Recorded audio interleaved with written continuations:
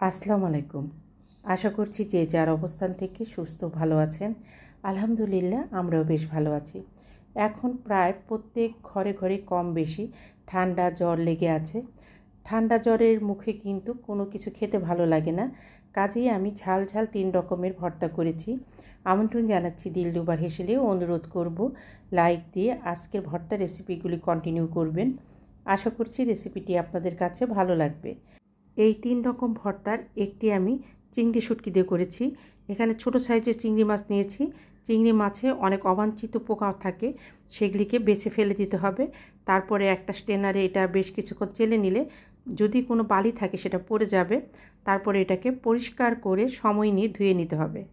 আর একটা শুটকি করেছি আমি পাঁচমিশালি ছোট শুটকি মাছ দিয়ে।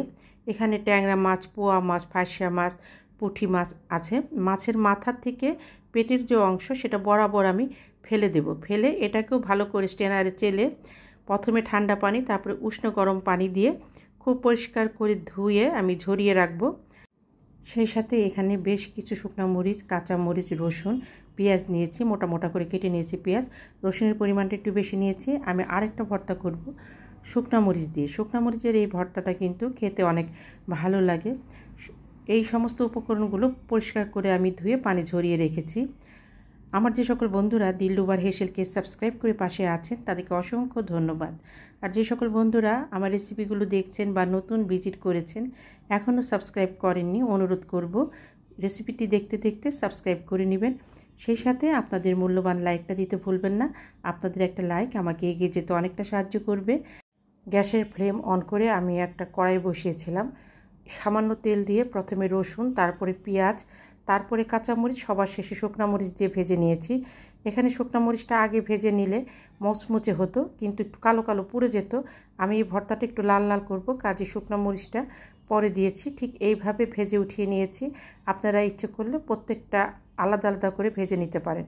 সেই একই কড়াইতে আরেকটু তেল যোগ করে আমি চিংড়ি মাছ সামান্য হলুদ লবণ দিয়ে ভেজে নিচ্ছি। লবণটা ইচ্ছা করলে স্কিপ করতে পারেন, তবে আমি একটু লবণ দিয়ে ভেজে নিয়েছি। সেই কড়াইতেই আবার এই পাঁচমিশালি শুটকিটাকেও ভেজে নেব। গ্যাসের ফ্লেম লো টু মিডিয়ামে রেখে ভেজে নেব। আমি যে কড়াইটাতে ভেজে নিচ্ছি এই কড়াইটাতে আমি সবসময় শুটকি মাছ ভেজে নিই।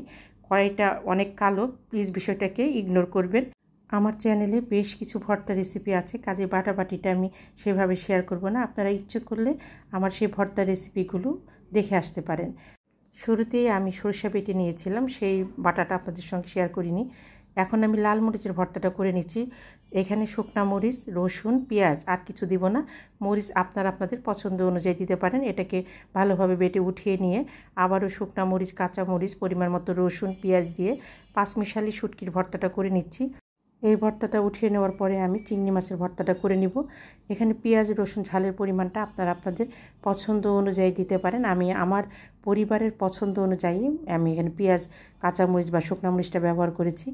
ছোট বড়, ধনী গরিব, উচ্চবিত্ত, নিম্নবিত্ত, মধ্যবিত্ত সকলেই কিন্তু ভর্তাতে শুকনো মরিচ, কাঁচামরিচ, রসুন, পেঁয়াজটা ব্যবহার করেন, তবে যার যার পছন্দ অনুযায়ী। আমার এই ভর্তাগুলো বিলকিস করে দিয়েছে।